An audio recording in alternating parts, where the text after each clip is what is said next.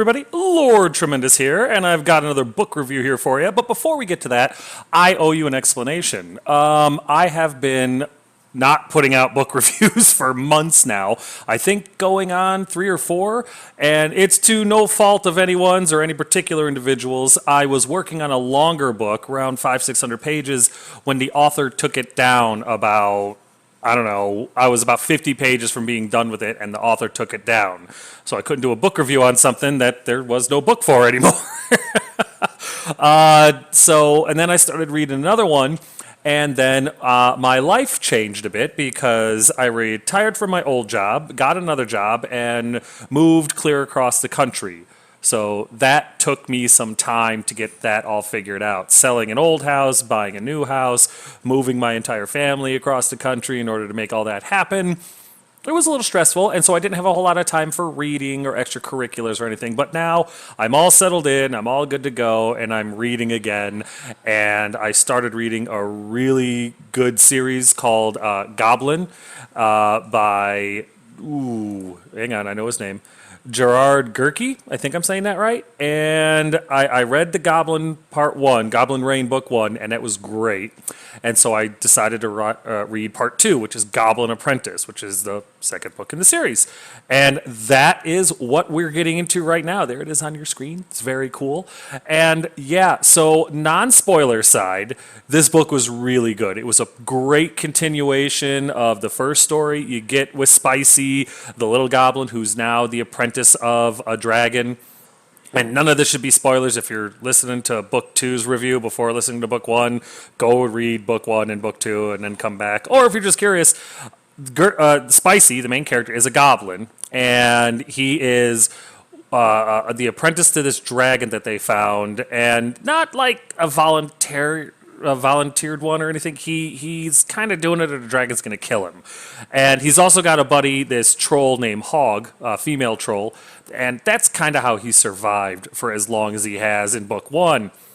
Now, Book 1 was really great because it established all these characters, but it also showed that this author wasn't afraid to kill characters, like named characters and stuff like that. I'd even go so far as to say main supporting characters. A lot of main supporting characters died in Book 1. Book 2, you get a lot of the main supporting characters that survived from Book 1. In fact, a few that you think might have been gone come back.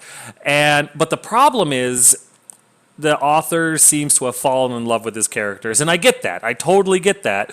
But it's to the point now where they all seem to be invincible. They get into some pretty crazy situations in this one. And it's great because Spicy is trying to get the dragon, his new master, to this place where he can meet up with his other dragon masters because he's got into a bit of a fight in Book 1 and he's kind of beat up, so they got to take more mundane ways of getting from A to B, and the dragon's, he's an asshole. There's no other way to put it. But when you're the toughest person in the room your entire life, I guess you kind of build up that arrogance. So Spicy is being, the chihuahua of humanoids, is desperately trying to survive, and he's also trying to save 5 goblin children and a friend of his best friend from his old village, because he knows that they've been captured and he doesn't want them sold into slavery. So he's trying to do this balancing act about appeasing the dragon, keeping Hog the troll alive, keeping himself alive, rescuing 5 goblin children and his best friend. So needless to say, his stress level is peaked. So anyway, he's dealing with all that, and they end up meeting up with a couple of bad guys from the first book. Meeting up. They're trying to kill all of them. They want to sell the dragon's corpse for money because it's worth a ton. They want to kill the troll for a similar reason, also a little bit of revenge. And honestly, it's pretty good. It's pretty solid, and Spicy definitely steps up to the plate. I love that too. His name is just priceless to me. So I don't want to give up too much. I'll go into way more detail in the spoilers. It's just, with this one, they go from town to town. Basically, it's Spicy fooling the dragon, and I use that term loosely. He needs to find a map to get the dragon to Devil's Peak, or whatever it is, where he believes his brother is at. And he's trying to lead the dragon in the direction to get to the goblin kids and his friend Rhyme because he wants to save them. So they get to the first town, and then it leads him to the second town and stuff like that. And he's trying to keep his troll friend alive because his troll friend is really, really stupid. She's very loyal, calls him meat. I love that. But she's also very prone to getting into crazy amounts of violence. And luckily, she's super regenerative, but it's harrowing. And at the same time, the dragon's not stupid, kinda has figured that this goblin is trying to fool him a little bit. So eventually it leads them clear across the map until they get to this new place where the main end scene comes. And again, I don't want to spoil anything for you because I really do want you to read the book. The link will be in the description below. Really want you to check out this series. I got it on, what's it called? The KDP, what is it? The Kindle Unlimited.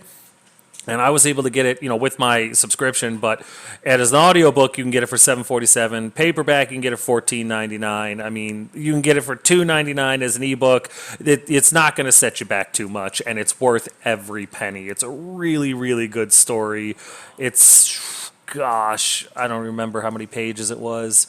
It's a few, 328 pages. So it's a couple of days or so. I was able to read it on a train, and really good way to kill a train ride.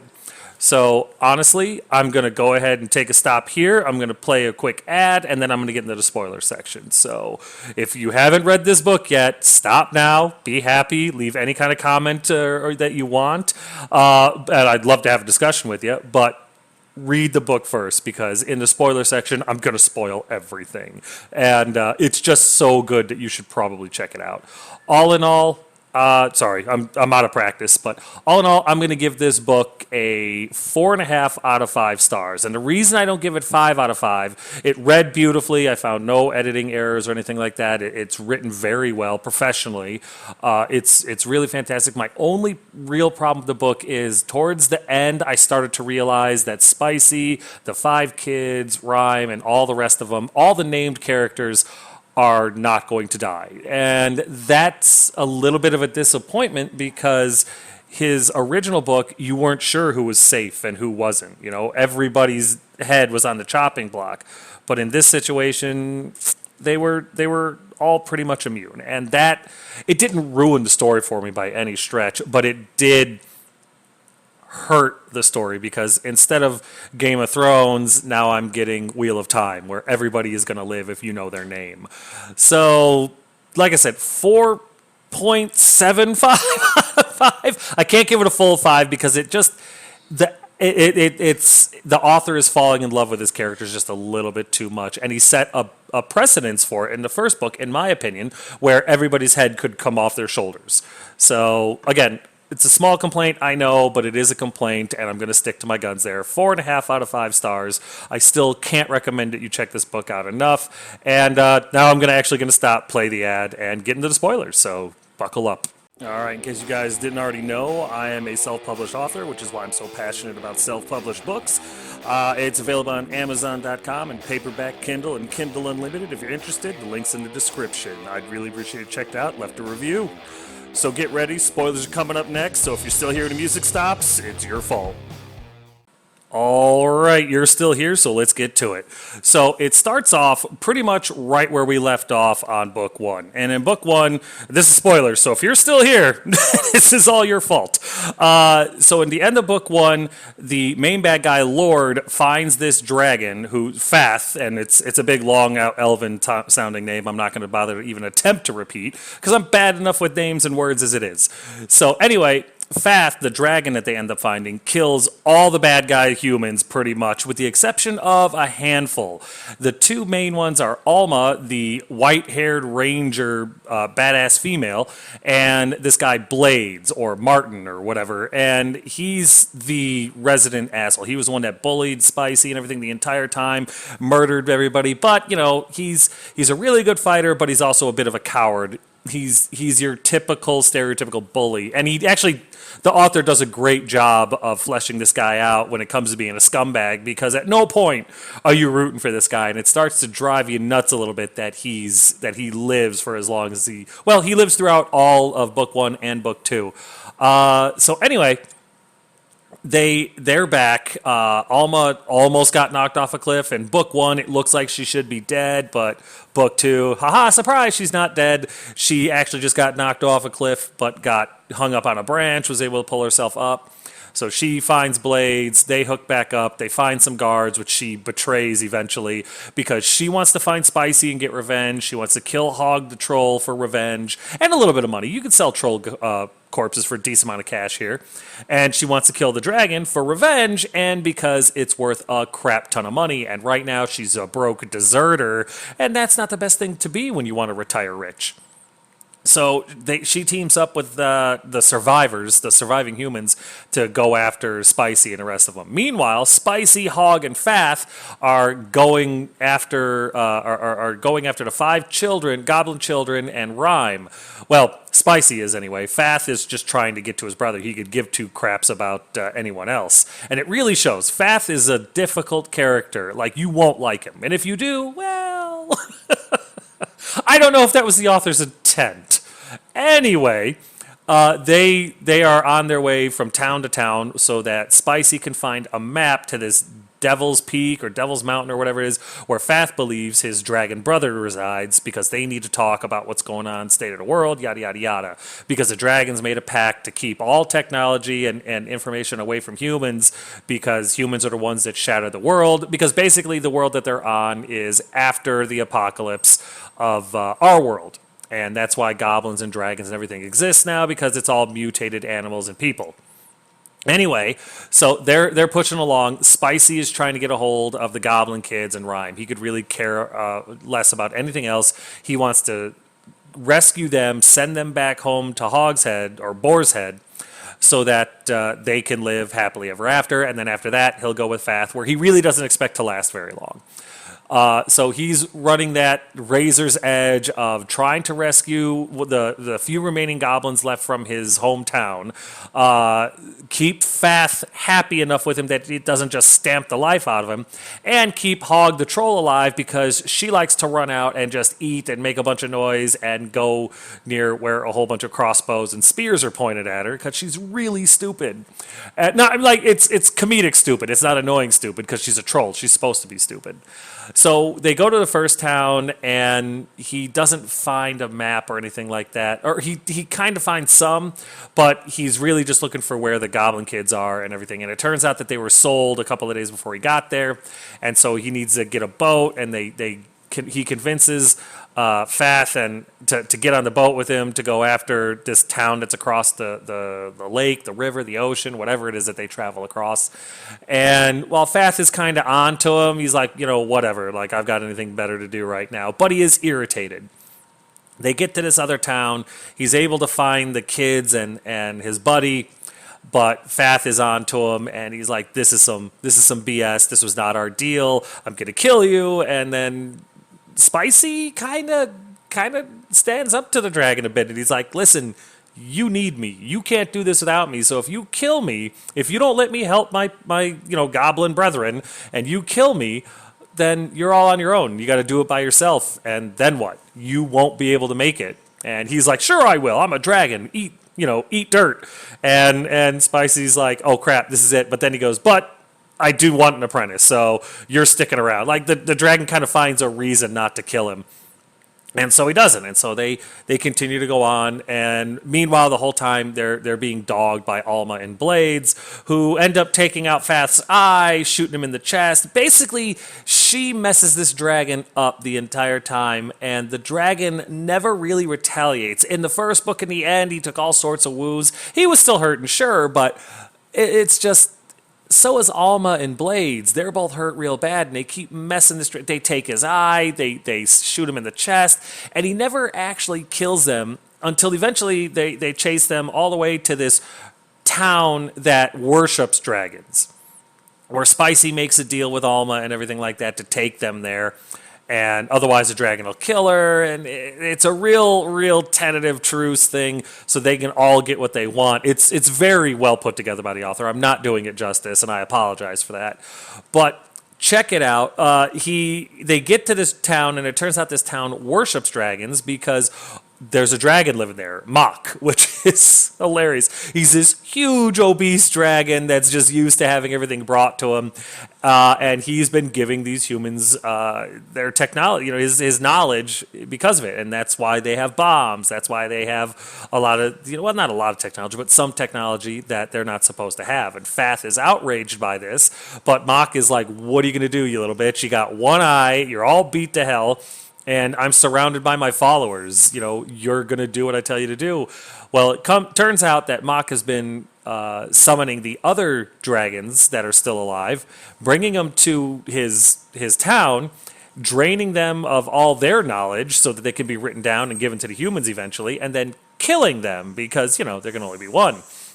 Well, Fath figures this out, gets real upset about it, and Spicy actually kind of helps. I shouldn't say helps, but he distracts Mach enough for Fath to get the upper hand and kills Mach. Although Fath is messed up, he's completely blind and he's beat up pretty good. It's starting to be like, okay, so Fath is probably going to die, but not in book 2. And you know what? Who knows? They might find some miraculous sensu bean type of thing that brings him back in book 3. I don't know. I'm going to read it because I love this story, and Spicy is my favorite goblin ever, and I hate goblins, but Spicy is amazing.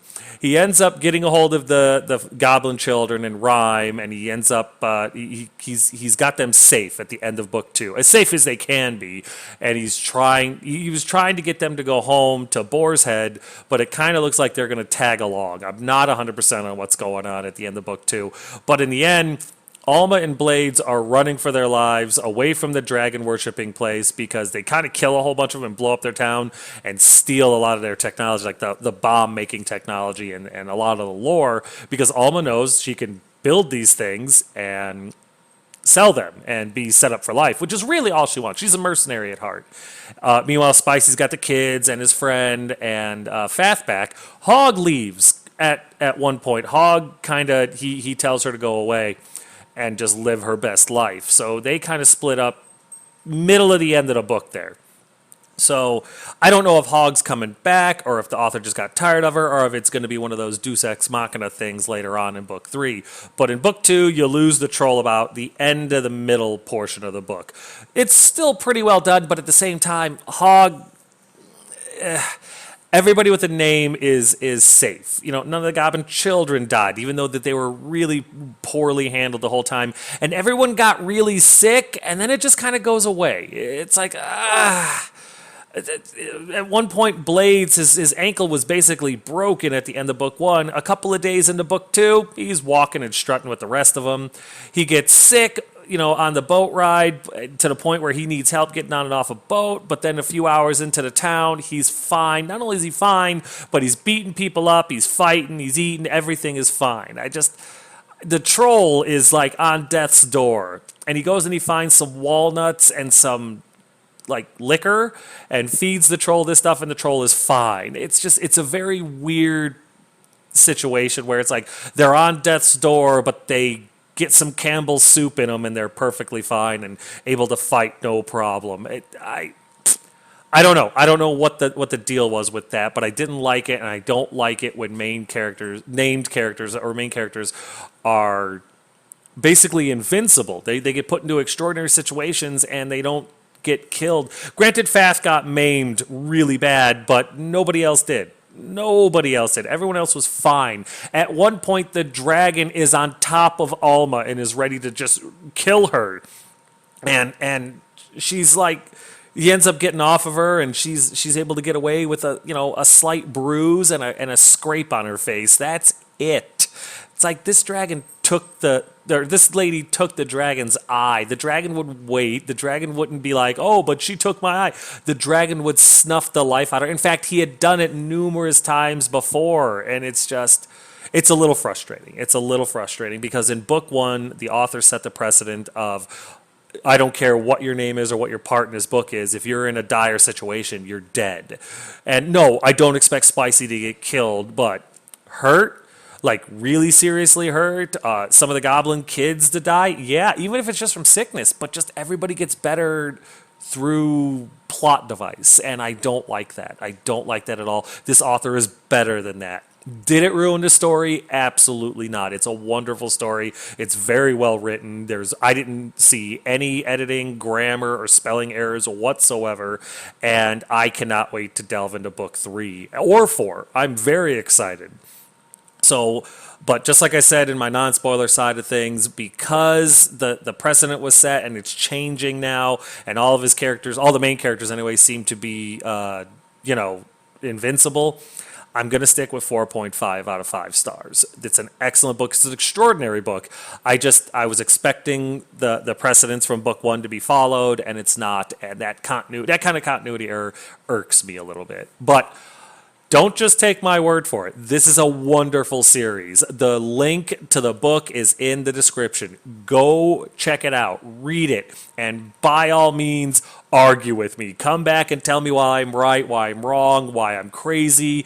I don't care. I would love to have a discussion about this book. It's that good. But that's going to do it for me.